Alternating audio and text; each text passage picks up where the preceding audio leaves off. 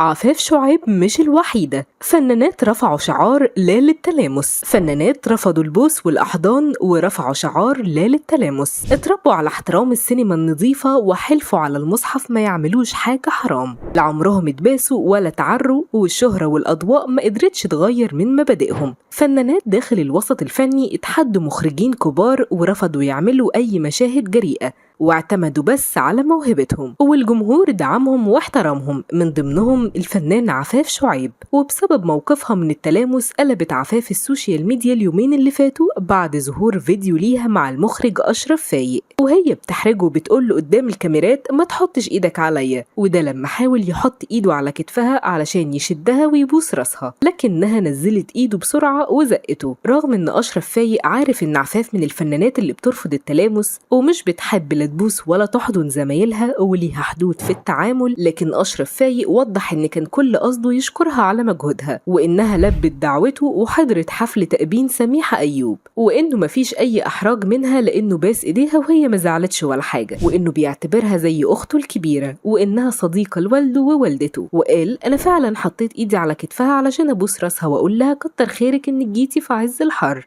رغم انشغالها وسنها ده، ولما نزلت ايدي انا بوست ايديها عرفانا وتقديرا وكانت مبتسمة. وعلقت عفاف شعيب على الموقف بان اشرف زي اخويا الصغير، ومامته كانت اكبر مصممة ازياء في التلفزيون المصري، وبيننا علاقة صداقة، هو محترم بس انا مش بحب حد يحط ايده عليا ولا حد يعمل الحركات دي معايا، وانا لما بسلم على حد من زمان مش ببوس حتى لو حد قد ولادي. وقالت هو عارف اني مش بحب ده وهو ما يقصدش، هو مؤدب ومحترم بس معرفش من العشم بقى عمل كده، وهو اول ما دخلت حط ايده عليا وهو عارف بس هو ما يقصدش انا متأكدة. وقالت كمان في ناس بتحاول تستغل الموقف وتعمل منه حوارات، والموضوع خد اكبر من حجمه ولازم نكون متساهلين ومش لازم يكسبوا من ورايا ملايين. عفاف شعيب من الفنانات المعروف عنهم رفضهم للتلامس والمشاهد الجريئة، وده لانها وعدت اهلها اللي كانوا رافضين يدخلوها مجال التمثيل انها ما تعملش اي حاجة حرام، وحلفت على المصحف انها لا تحضن ولا تبوس اي راجل، وكان اي سيناريو يتعرض عليها في مشهد جريء تقعد مع المخرج وتطلب منه يحذفه.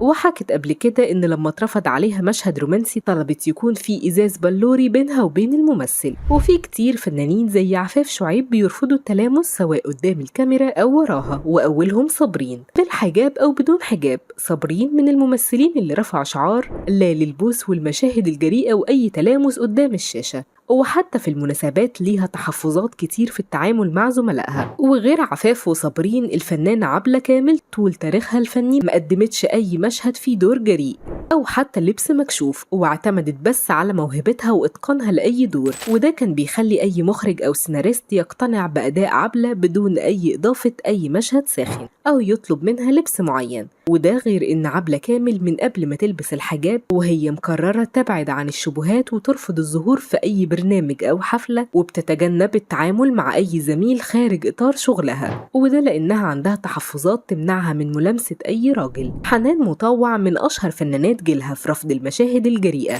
والمعروفة بالتزامها واحترامها لنفسها ولجمهورها حتى في اختيار أزيائها، وبتلاقي تعليقات كتير من جمهورها اللي دايما معجب بأناقتها المحتشمة، وخاصة بعد ما ظهرت بالبوركيني على البحر. وحكت حنان مطوع قبل كده رفضها لدور غادة عبد الرازق في فيلم كف القمر مع المخرج خالد يوسف اللي عرض على حنان تقدم مشاهد جريئة في الفيلم وهي رفضت. ومن الفنانات المعروفة بالاحتشام والأدوار المحترمة هبة مجدي اللي اتكلمت بوضوح عن حدودها في رفض أي مشهد جريء، وقالت إنها ما ينفعش تعمل مشهد تتكسف يشوفه جوزها أو بنتها، وكمان بتظهر في المهرجانات بفساتين مقفولة وعلى البحر بالبوركيني. سهر الصايغ هي كمان من أنصار الشاشة النظيفة والوحيدة اللي تضامنت مع الفنان يوسف الشريف في قراره بأنه يرفض التلامس في مسلسلاته مع أي فنانة، وقدمت معاه أكتر من مشهد بدون حتى ما تلمس إيده. وصرحت سهر أكتر من مرة إن عندها خطوط حمراء ما ينفعش حد يتعداها، وإنها ضد المشاهد الجريئة، وإنها لو اتعرض عليها أي مشهد فيه تلامس بتحاول تقنع المخرج بتعديل المشهد،